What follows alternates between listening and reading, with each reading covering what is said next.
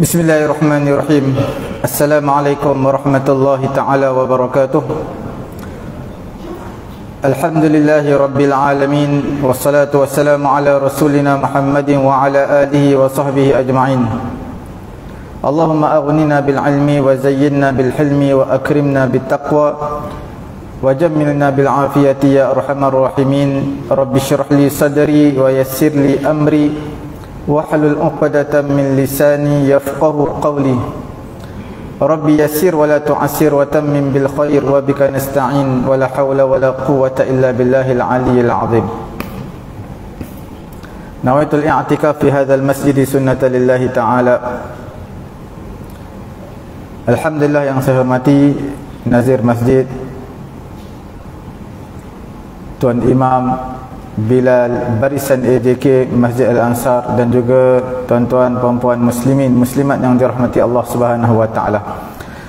Pada malam ni kalau kita lihat sempena kita berada dalam bulan Rabiul Awal, suka saya ceritakan mengenai perjalanan hidup Nabi. Sebelum kita masuk perjalanan hidup Nabi, saya ceritakan sedikit mengenai dengan Nabi sebagai satu ikutan dari segi akhlak yang terbaik. Allah Subhanahu wa taala menyatakan wa innaka la'ala khuluqin 'azim. Sesungguhnya kamu wahai Muhammad berada pada akhlak yang sungguh agung. Akhlak Nabi sallallahu alaihi wasallam adalah Al-Quran. Siapa yang suka kepada Nabi maka dia suka kepada Allah Subhanahu wa taala.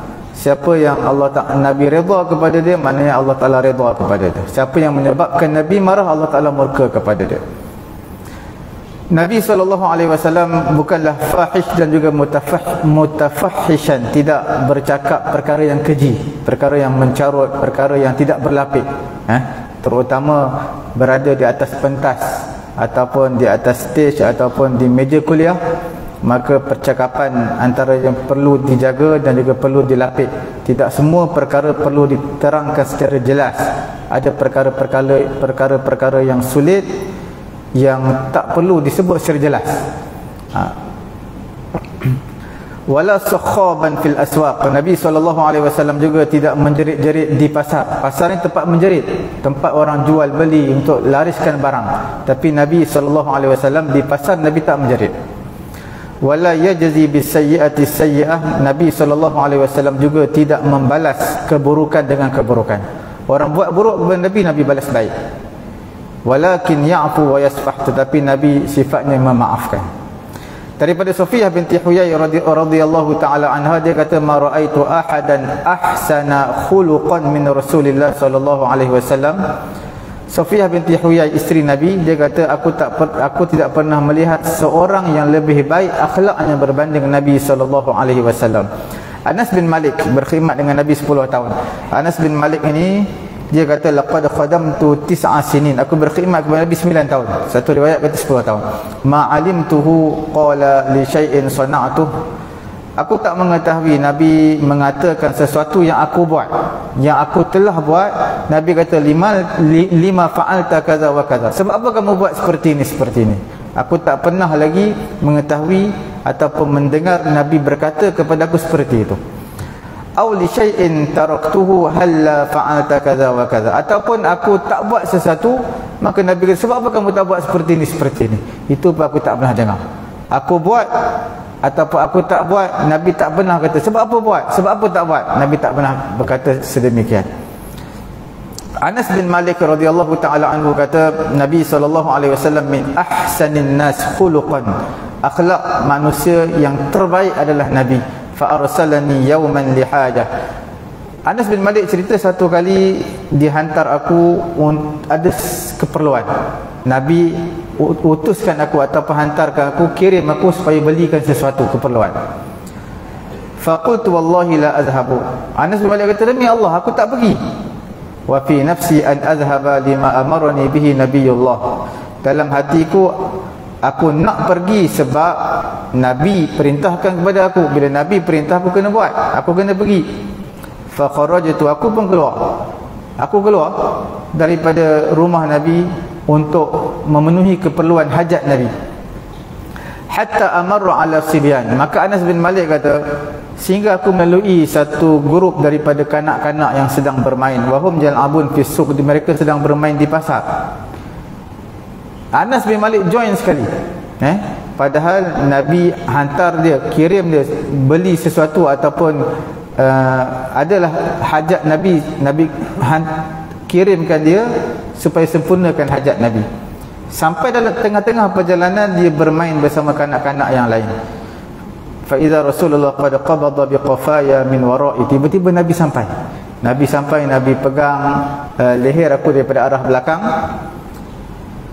Nabi berkata, Anas bin Malik kata, fanadhartu ilaihi wa huwa yadhhak. Aku lihat muka Nabi. Nabi sedang senyum kepada aku. Maka Nabi berkata, ya Unais, wahai Anas, azhabta haitsu amartuka.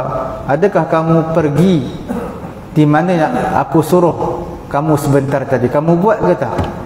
Maka Anas bin Malik kata, na'am, ana azhab ya Rasulullah. Aku akan pergi wahai Rasulullah. Nabi tidak marah. Nabi cukup berlemah lembut walaupun khadam Nabi. Sepatutnya Nabi ada hak untuk marah sebab dalam perjalanan tu dia boleh buat benda lain. Itulah sifat kanak-kanak. Tapi Nabi tidak marah kepada Anas bin Malik.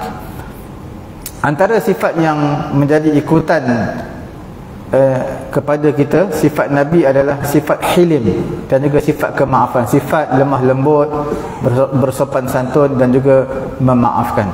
Quran sebut fabima rahmatin minallahi lintalahum, dengan rahmat daripada Allah kamu berlembutlah kepada mereka, kamu berlembut dengan mereka. Walau kunta faddan ghalidhal qalbi lan faddu min hawlik. Quran kata kalaulah kamu wahai Muhammad kamu keras, kasar hati kamu, mana kamu tegas, terlampau tegas sangat, lan faddu min hawlik, maka manusia akan berpisah daripada kamu, mana tak duduk sekali dengan kamu. Anas bin Malik radhiyallahu taala anhu dia kata, kuntu amshi ma'an nabi. Satu hari aku berjalan bersama Nabi. Di atas tengkok Nabi ni ada satu burdun najrani, iaitu kain selendang daripada Najran. Kain tersebut agak kasar. Tiba-tiba seorang orang A'rabi ni orang Arab yang duduk di kawasan pedalaman. Dia jumpa dengan Nabi, dia sentap kain selendang Nabi tadi dengan sangat kuat, dah kain tu kasar. Hatta nazartu ila safhati atiqin nabi qad atharat bihi hasyiatur rida. Anas bin Malik kata, aku lihat di tengkok Nabi ni ada kesan kemerahan disebabkan sentapan daripada lelaki Arabi tadi. Kemudian Nabi berkata, murli min malillah alladhi 'indak. Orang Arabi tadi berkata, dia kata, perintahkan kepada sahabat kamu untuk aku daripada harta Allah Ta'ala yang ada di sisi kamu. Mana apa-apa harta rampasan perang ke, harta apa ke yang ada di sisi kamu, aku nak bahagian tersebut. Faltafata ilaih, Nabi lihat muka dia, Nabi tak masak muka, Nabi lihat, kemudian Nabi senyum. Summa amara lahu bi'ata, kemudian Nabi perintahkan kepada sahabat berikan kepada dia dengan satu pemberian. Walaupun kasar dengan Nabi, tetap Nabi memberi pemberian yang baik. Sebenarnya dalam kehidupan kita begitulah. Kita dilantik dalam apa-apa jawatan, di masjid, di office kita tak boleh berkeras. Kita ada orang bawahan kita mengikut kemampuan orang bawahan kita lah. Kalau ke mana pengerusi, contohnya pengerusi masjid, kalau di wilayah persekutuan ada pengerusi, di Selangor ni kita panggil apa? Nazir. Kalaulah contohnya mereka ni kita panggil bekas askar. Askar ni tegas. Jadi dia tak boleh nak bawa masuk sifat-sifat ketegasan yang ada pada askar dahulu nak bawa masuk dalam masjid. Ketegasan tersebut bagus, tapi tak semua educate mampu, tak semua imam Bilal mampu. Jadi ketegasan tu bagus, tapi ketegasan yang sederhana. Melainkan semua tu askar. Kalau semua tu askar, dia boleh nak bawa tegas, strict itu seperti mana askar. Tapi bila dia masuk dalam masyarakat, dia perlu tahu tak semua jemaah masjid ni yang bersikap seperti itu. Sampai dia dilantik menjadi pengerusi, bersifat tegas, tak mau beri makan kepada jemaah masjid. Kita nak betulkan niat kita datang ke masjid hanya untuk sembahyang. Saya sembang dengan satu pengerusi masjid ni, saya tak nak bagi makan. Setiap malam Jumaat kami tak bagi makan. Saya kata bukan nak lembutkan hati jemaah suka datang masjid, kita bagi minum, bagi makan. Saya tak nak bagi. Malam Jumaat siapa nak bagi sedekah, bagi sedekah. Saya tak nak keluar duit masjid untuk beri makan. Sebab apa? Sebab nak betulkan niat jemaah datang bukan untuk makan. Jadi ada perkara yang kita perlu lihat, bukan semua kita boleh bersifat tegas. Ada ketikanya kita kena lembut, sebab jemaah terutamanya masyarakat kita ni Melayu akan lentur hati dia bila mana kita bagi makan, jamu dia makan, minum. Tapi bila mana bersifat tegas, kemungkinan jemaah tak apa suka. Ada yang jemaah berpindah ke masjid lain. Jadi itulah antara sebab-sebabnya. Jadi kita sesuai, bila mana kita beri ceramah, contohnya kita tengok orang yang di hadapan kita ni siapa. Mengajar budak darjah 1. Darjah 1 tak boleh lah kita nak buat seperti mengajar darjah 4, darjah 5. Darjah 1 ni budak-budak yang suka bermain, melompat, terbang dalam kelas. Lagi apa lagi? Bermain, kacau orang semua dalam kelas. Jadi kita tak boleh nak mengajar seperti mana kita mengajar tahun 4, tahun 5. Kita mengajar di universiti tak sama kita mengajar di masjid. Mana kita kena tahu siapa yang kita sedang bercakap. Kalau kita diletakkan pada satu jawatan, dalam satu jawatan kita kena tahu kemampuan orang bawahan kita. Antara sifat Nabi yang berikutnya adalah al-haya, sifat malu. Sifat malu. Daripada Abu Sa'id Al-Khudri radhiyallahu taala anhu, dia katakan Nabi sallallahu alaihi wasallam ashadda haya'an min al-azra fi khadriha. Nabi ni sangat pemalu, lebih malu berbanding anak dara. Anak dara tu kita dah kata malu, Nabi lebih malu daripada itu. Fa idza ra'a syai'an yakrahuhu arafnahu fi wajhihi. Apabila Nabi tak suka satu perkara, sesuatu yang Nabi tak suka, kami dapat kenal pasti melalui muka Nabi. Muka Nabi berubah merah, maka kami tahu Nabi tak suka perkara tersebut. Antara sifat Nabi juga adalah memenuhi janji. Daripada Aisyah radhiyallahu taala anha, dia kata maghirtu ala ahadin min nisa'in nabi maghirtu ala Khadijah. Aku tak cemburu ke atas seseorang pun di kalangan madu aku ni seperti mana cemburunya aku terhadap Khadijah binti Khuwailid radhiyallahu taala anha. Wa ma ra'aituha, aku tak pernah melihat perkara seperti ini. Walakin kana Nabi sallallahu alaihi wasallam yakthuru zikraha. Nabi selalu sebut tentang Khadijah binti Khuwailid. Wa rubbama zabaha syah. Kadang-kadang Nabi sembelih kambing, Nabi potong-potong, beberapa bahagian Nabi potong, kemudian Nabi kirimkan, hantar kepada siapa? Kepada kawan Khadijah binti Khuwailid radhiyallahu taala anha. Kadang-kadang aku berkata kepada Nabi, ka'annahu lam yakun fid dunya imra'atun illa Khadijah. Seolah-olah kamu di kehidupan dunia ni wahai Muhammad tidak ada perempuan lain melainkan Khadijah binti Khuwailid. Maka Nabi kata apa? Innaha kanat wa kana li minha waladun. Khadijah ni adalah seperti ini. Banyak sifat kebaikan dia, memberi motivasi kepada Nabi. Dan anak Nabi keseluruhannya adalah daripada Khadijah binti Khuwailid. Kita lihat sikit perjalanan hidup Nabi. Bila sebut tentang perjalanan hidup Nabi ni panjang. Tapi kita lihat sikit demi sedikit. Yang menyusukan Nabi adalah Halimatus Sa'diyah dan juga Suwaibah. Dua orang ibu susuan Nabi. Halimatus Sa'diyah adalah di kalangan Bani Bakar. Nabi menyusu dengan dia, Nabi tinggal bersama dia. Nabi tinggal bersama Halimatus Sa'diyah sampailah umur Nabi 6 tahun.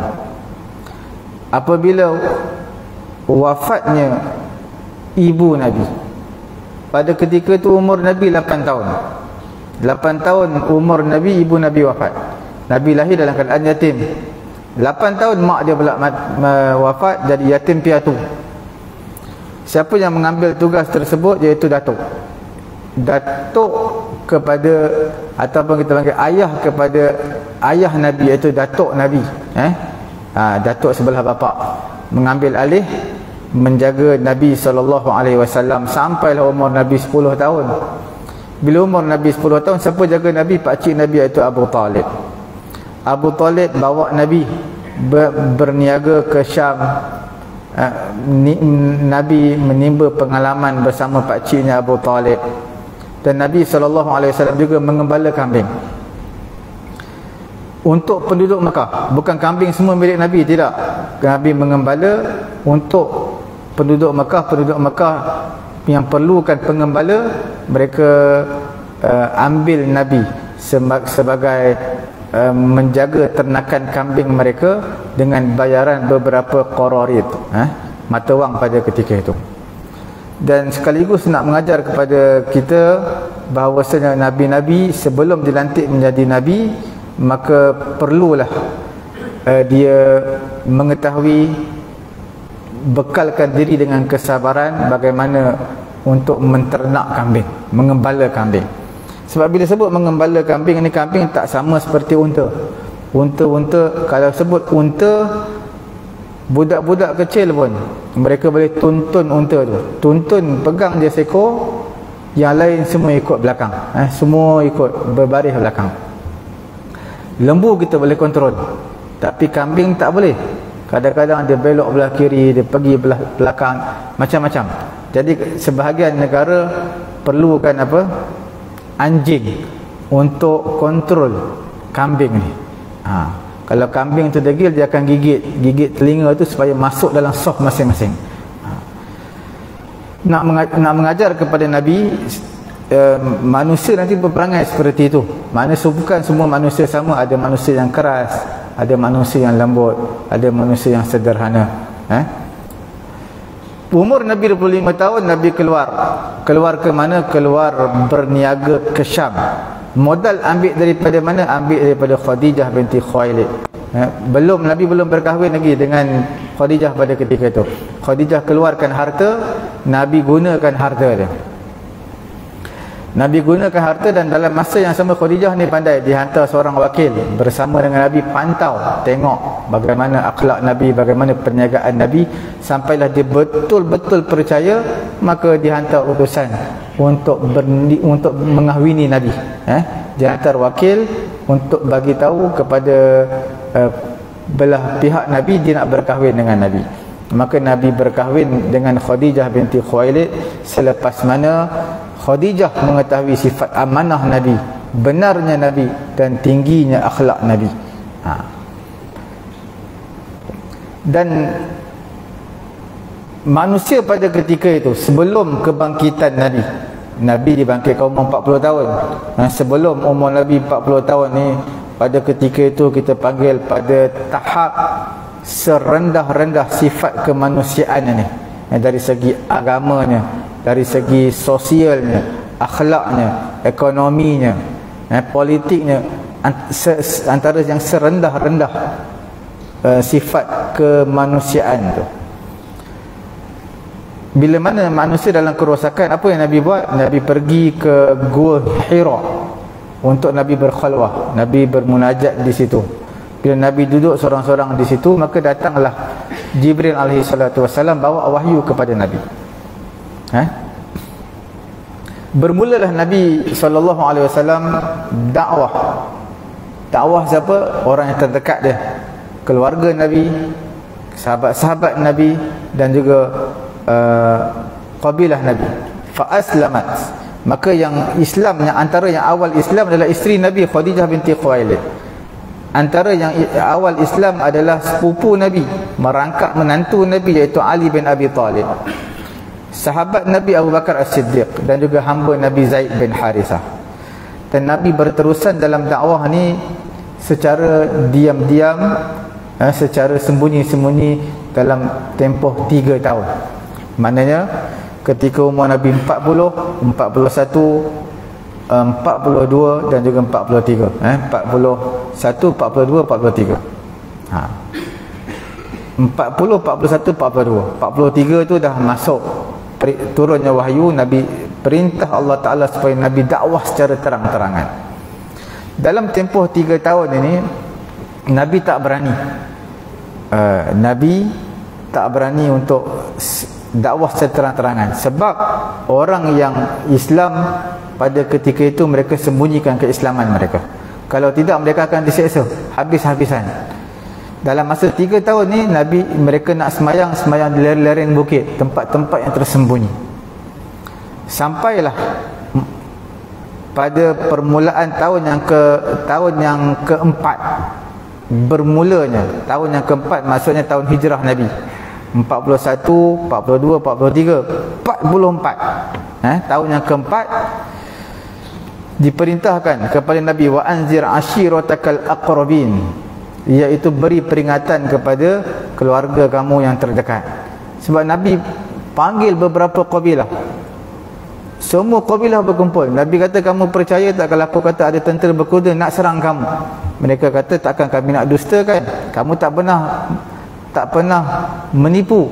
Kamu adalah orang yang jujur, orang yang berintegriti, kami akan percaya. Bila mana Nabi menyatakan, aku adalah Rasul Allah dan tidak ada Tuhan melainkan Allah, pada ketika itulah Abu Lahab bangun. Dia kata, celakalah kamu wahai Nabi, takkanlah semata-mata kamu nak kumpulkan semua kabilah ni, semata-mata kamu nak cakap benda ni saja.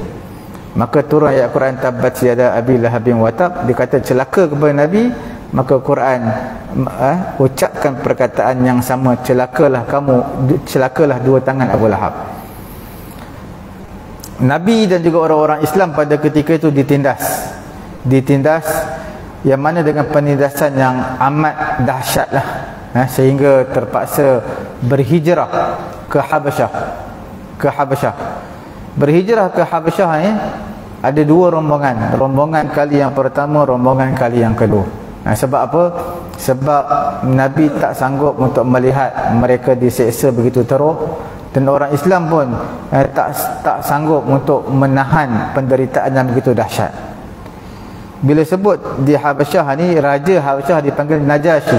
Seperti mana Mesir lah, bila sebut raja Mesir dipanggil Fir'aun. Tak kira lah raja Mesir pertama, kedua, ketiga, semua dipanggil Fir'aun. Raja di Habasyah dipanggil sebagai Najasyi. Untuk pengetahuan tuan-tuan muslimin muslimat yang dirahmati Allah Subhanahu wa taala, dalam mazhab Hanafi, dalam mazhab Maliki, pandangan yang kuat, jenazah ni tak sah semayang di masjid. Solat jenazah tak sah semayang di masjid dalam mazhab Hanafi, dan juga dalam mazhab Maliki, pandangan yang kuat di sisi mazhab Maliki.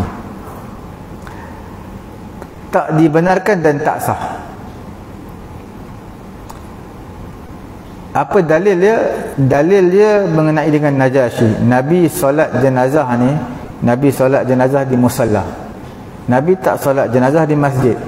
Musalla ni, untuk pengetahuan tuan-tuan, adalah satu kawasan lapang.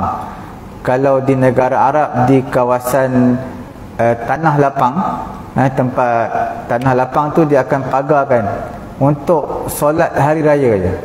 Jadi kawasan tersebut gunanya setahun dua kali. Ataupun kalau ikut negara tersebut mazhab Hanafi, makna digunakan untuk solat, kalau ada berlaku kematian, solat jenazah di situ. Mazhab Syafi'i pula dan juga mazhab Hanbali disunatkan solat jenazah ni di masjid. Bukan kata boleh, bahkan disunatkan solat jenazah di masjid. Sebab apa? Pernah sekali Sa'ad bin Abi Waqqas, bila mana dia meninggal dunia, Sa'ad bin Abi Waqqas, isteri Nabi Aisyah radhiyallahu taala anha, dia bagi tahu kepada sahabat, bawa datang Sa'ad bin Abi Waqqas ke masjid. Sebab bila bawa datang ke masjid Nabi dekat dengan rumah Aisyah radhiyallahu taala anha. Bila datang ke masjid Nabi, aku bolehlah nak sembahyang jenazah Sa'ad bin Abi Waqqas. Beberapa orang di kalangan sahabat, mereka tak setuju terhadap kenyataan Aisyah ini, sebab nak bawa Sa'ad bin Abi Waqqas nak sembahyang di masjid, sedangkan jenazah tak sembahyang di masjid. Maka isteri Nabi isteri Nabi Aisyah radhiyallahu taala anha, dia kata pernah sebelum ini Nabi solatkan 2 orang daripada anak Bayda, anak kabilah Bayda. Nabi semayangkan, nama dia Sahal dan Suhail. Nabi semayangkan jenazah dia di masjid. Jadi dalam mazhab Syafi'i mengambil dalil tersebut, boleh solat jenazah di masjid dan itu yang terafdal. Cuma solat jenazah ni tak, kadang-kadang lepas sembahyang Jumaat bila solat jenazah ni daripada masjid penuh, tinggal separuh masjid je. Walaupun kita katakan sembahyang jenazah memanglah rapat-rapat, tapi ramai yang pulang ataupun yang sembahyang sunat kat belakang tak nak join sekali, sedangkan ganjaran dia besar. Solat jenazah ni 4 kali takbir je, tak ada rukuk, tak ada sujud, tak ada apa, 4 kali takbir, hanya beberapa minit saja siap. Kalau tuan-tuan tak nak baca doa pun tak apa, lepas sembahyang, lepas beri salam tak nak baca doa pun tak apa. Hanya 4 kali takbir je, pahala dia adalah seperti mana mendapat kita panggil satu qirat, iaitu gunung Uhud tu bertukar menjadi emas, seperti itulah, dipanggil sebagai satu qirat. Jadi ganjaran besar. Antara yang amalan sedikit ganjarannya besar adalah solat jenazah. Tapi bila manusia tak tahu kelebihan, mereka tak nak semayang. Dan perlu imam bagi tahu jugalah, sebelum semayang pun imam bagi tahu. Tapi orang yang masbuk pada semayang Jumaat, mana dia nak tahu? Sebab apa? Semayang Jumaat kan sampai 20-30 saf belakang. Jadi macam mana makmum belakang nak tahu ada solat jenazah ke tidak? Orang-orang musyrikin, mereka bila mana mereka minta Nabi, minta kabilah Banu Hashim, Banu Muttalib serahkan Nabi kepada mereka, kepada puak-puak Quraisy ni, mereka tak nak bagi. Menjadi satu keaiban yang besar di sisi mereka, mereka menyerahkan anak kabilah mereka kepada musuh. Mereka akan jaga, diboikot mereka 3 tahun. 3 tahun. Sebab apa? Mereka tak nak serahkan Nabi. Jadi kaum Quraisy ni pulaukan mereka. Maksud pulaukan ni, mereka tak jual, tak berikan keizinan untuk jual apa-apa makanan, sekat. Apa-apa makanan, perubatan, semua sekat. Kalau nak jual, jual dengan harga yang tinggi sampai mereka tak mampu nak beli. Kemudian apa yang mereka makan? Daun-daun kering. Nabi sendiri pun sama, hanya memakan daun kering 3 tahun. Dan pada ketika itu juga tak dibenarkan kabilah Quraisy ni untuk berkahwin dengan kabilah Banu Hashim dan juga Banu Muttalib. Tak dibenarkan.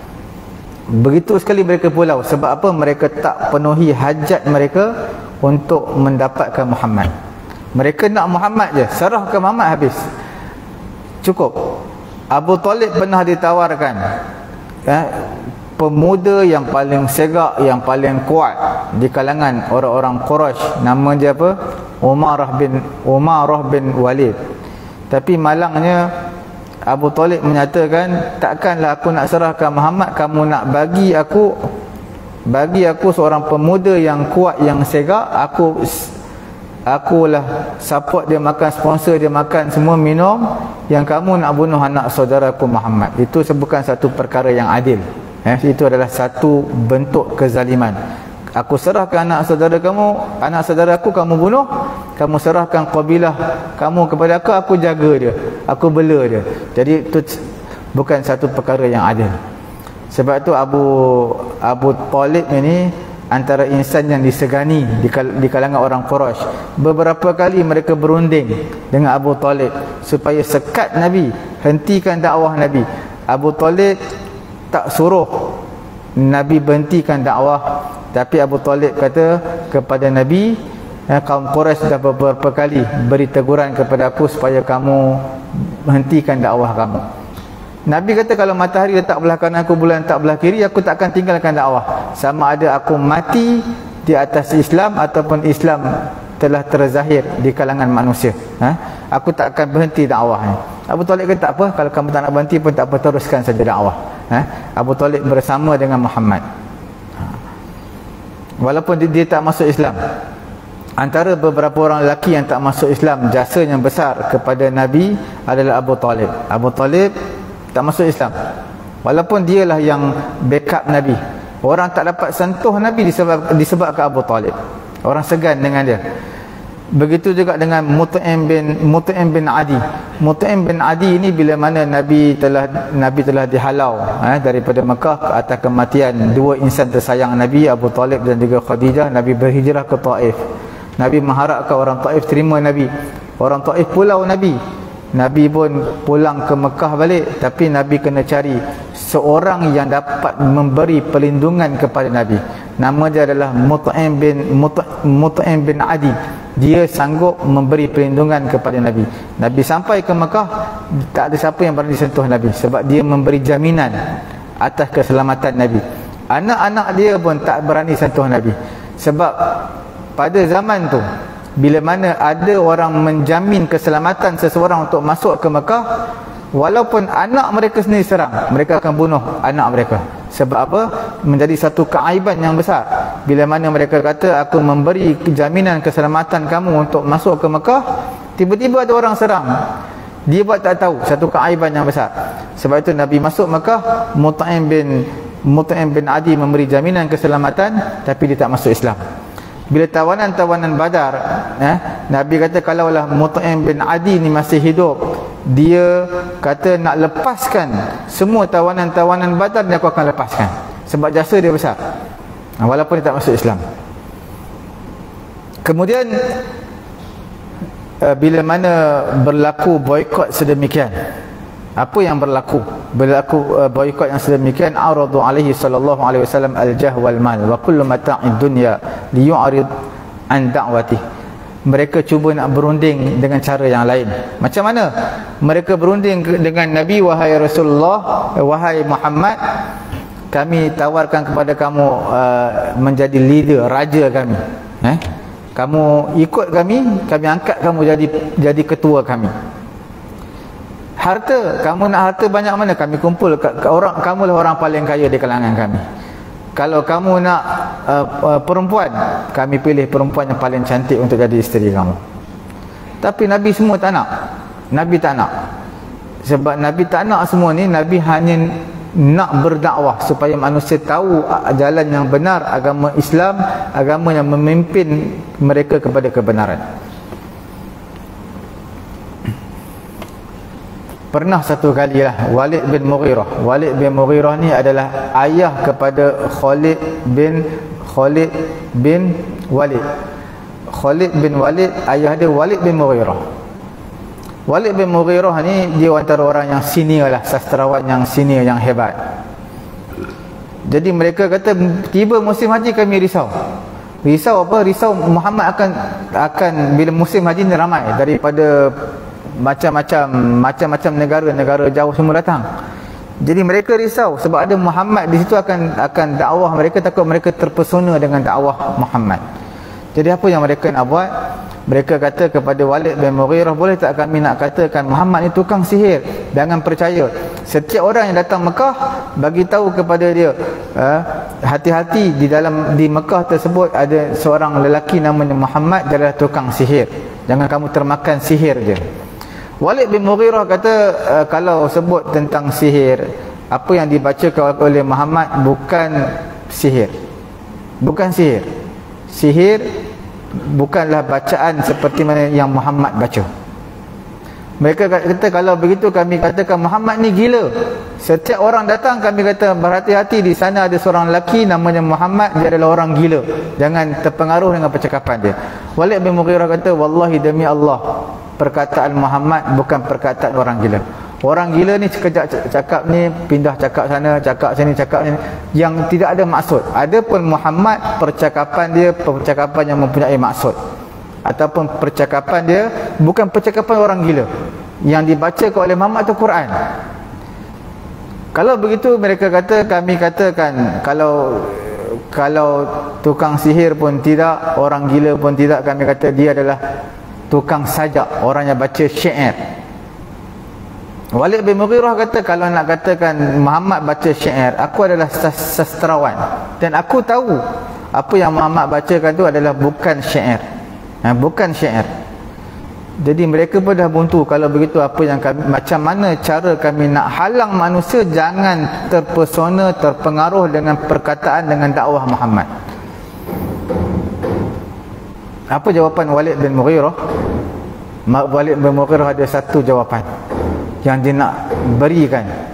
Kalau tukang sihir pun bukan, gila pun bukan, tukang baca syair pun bukan, mungkin Walid bin Mughirah kata di sana ada satu jawapan yang hampir tepat, walaupun bukan tepat 100% tapi hampir. Azan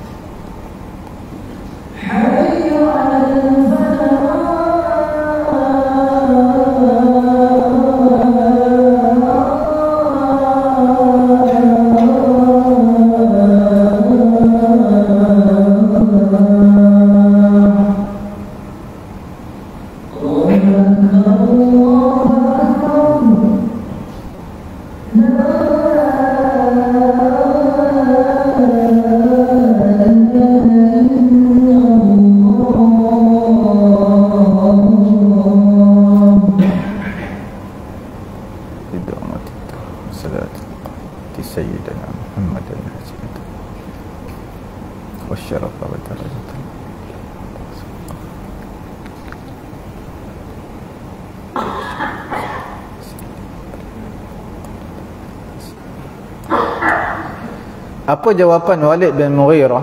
Kalau tukang syair pun bukan, tukang sihir pun bukan, orang yang membaca syair ataupun orang gila bukan juga. Apa yang betul? Walid bin Mughirah kata ada satu jawapan yang hampir tepatlah, iaitu Muhammad itu tukang sihir. Sebab apa? Walaupun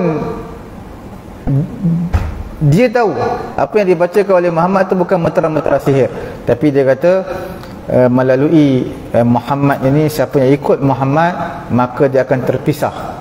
Kalau suami ikut Muhammad akan terpisah daripada isteri dia, seolah-olah macam sihir. Maknanya suami dia Islam, isteri tidak Islam, jadi dia akan terpisah. Jadi kita kata seperti sihir. Itu antara jawapan yang diberikan oleh Walid bin Mughirah. Bila Nabi berhijrah ke Madinah ini, ada peperangan demi peperangan lah. Nabi berhijrah ke Madinah, umur Nabi berapa? 53 tahun. Sebab Nabi duduk di Mekah 13 tahun, umur Nabi 40 tahun, Nabi dibangkit menjadi Nabi, sampailah umur Nabi 43 tahun. 43 tahun 53 tahun Nabi start berhijrah ke Madinah. Sampailah umur Nabi 63 tahun, 10 tahun Nabi berada di Madinah, peperangan demi peperangan. Dan di Madinah ni ada orang munafik. Di Mekah tak ada orang munafik. Di Madinah ni ada orang munafik yang mana mereka sembunyikan kekufuran mereka. Kita tak tahu siapa yang orang munafik. Nabi pun tak tahu. Malaikat wahyu yang bagi tahu kepada Nabi. Pada tahun yang kedua hijrah, berlakunya dipanggil peperangan Badar. Bukan sekadar peperangan Badar, peperangan Banu Qainuqa. Peperangan orang-orang dengan orang-orang Yahudi Banu Qainuqa berlaku selepas peperangan Badar. Sebab dia apa? Sebab dia orang Yahudi Banu Qainuqa ni, seorang ni wanita Islam sedang menjual di pasar, dia pijak baju perempuan tu. Bila pijak, perempuan tu sedang duduk, dia pijak, bila perempuan tu bangun, maka terlondehlah kain perempuan tu. Jadi bila berlaku seperti ni, orang Islam marah, orang Islam pukul Yahudi Banu Qainuqa ni, maka berlakulah peperangan antara Yahudi Banu Qainuqa dan juga orang-orang Islam. Dan Yahudi Banu Qainuqa ni sombong. Dia kata, kamu nak lawan dengan orang Quraisy bolehlah, kamu nak menang peperangan dengan mereka, tapi dengan kami tidak sekali. Kami tidak seperti orang-orang Quraisy. Jadi mereka sombong. Tahun yang ketiga hijrah pula berlaku peperangan Uhud. Peperangan Uhud ni ada 3 pusingan. Pusingan pertama tentera Islam menang. Pusingan yang kedua tentera Islam tewas, kalah. Kemudian datang pusingan yang ketiga ni dipanggil Hamra'ul Asad. Siapa yang menyertai peperangan Uhud saja yang boleh untuk menyertai Hamra'ul Asad. Masih dalam peperangan Uhud juga. Bila pusingan yang ketiga tentera Islam menang, Allah Ta'ala campakkan rasa kegerunan dalam hati orang-orang kafir. Tahun yang ke-4 atau 5 hijrah ni berlaku dipanggil peperangan. Tahun yang ke-5 hijrah berlaku dipanggil peperangan Ahzab atau peperangan Khandaq. Kemudian berlakulah dipanggil peperangan dengan Yahudi Banu Quraidah. Sebab bila sebut tentang orang Yahudi ada 3. Dipanggil Yahudi Banu Qainuqa selepas peperangan Badar, kemudian Yahudi Banu Quraidah selepas peperangan Ahzab pada tahun yang ke-5 hijrah. Satu lagi dipanggil Yahudi Banu Nadir. Yahudi Banu Nadir ni mereka nak rancang nak bunuh Nabi. Nabi suruh kosongkan Madinah. Siapa Yahudi Banu Nadir yang masih ada di Madinah, mereka akan dibunuh. Tahun yang ke-6 hijrah dipanggil peperangan Hudaibiyah, perjanjian Hudaibiyah. Perjanjian yang berat sebelah, tapi atas kesabaran ini Allah Ta'ala bagi kemenangan Khaybar pada tahun yang berikutnya, tahun yang ke-7 hijrah. Tahun yang ke-8 hijrah di peperangan Hunain, tahun ke-8 hijrah. Fathu Makkah 8 hijrah. Peperangan Mu'tah 8 hijrah. Ini semua peperangan yang penting dalam Islam. Tuan-tuan boleh baca dalam kitab sirah lah. Banyak peperangan ni, peperangan yang banyak mengajar kepada umat Islam erti kesabaran dan juga punca-punca berlaku peperangan. Kemudian tahun yang ke-9 hijrah, peperangan terakhir Nabi. Tahun yang ke-9 hijrah dipanggil berperang dengan kaum Rum. Bilangan mereka 200,000 orang.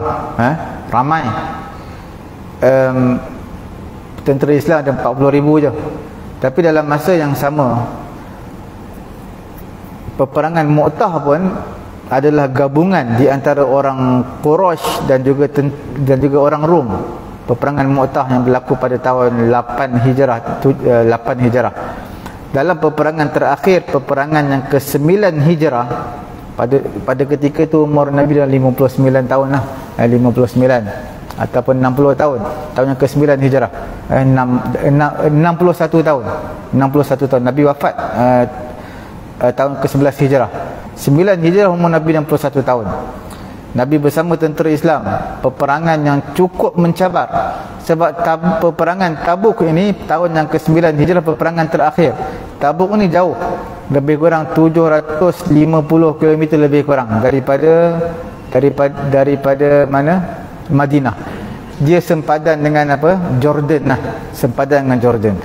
Jadi perjalanan jauh, kemudian musim sangat panas, dan pada ketika itu buah-buah anggur ranum pada ketika itu, dan mereka diseru untuk berperang.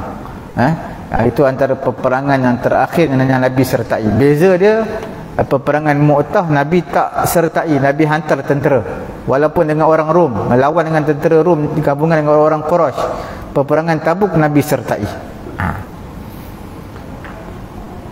Tahun yang ke-10 Hijrah, pada ketika itu Nabi keluar untuk menunaikan haji, dan Nabi memberi pesanan dalam khutbah Nabi, akhir pesanan Nabi kata, ayyuhan nas, wahai manusia, inna rabbakum wahid, sesungguhnya Tuhan kamu adalah Tuhan yang satu, wa inna abakum wahid, ayah kamu juga satu, Nabi Adam alaihi salatu wassalam, kullukum li Adam, semua kamu adalah dinisbahkan kepada Nabi Adam alaihi salatu wassalam, wa Adam min turab, Adam itu daripada tanah, akramukum indallah atqakum, orang yang paling mulia di kalangan kamu adalah orang paling bertakwa di kalangan kamu di sisi Allah Subhanahu wa taala.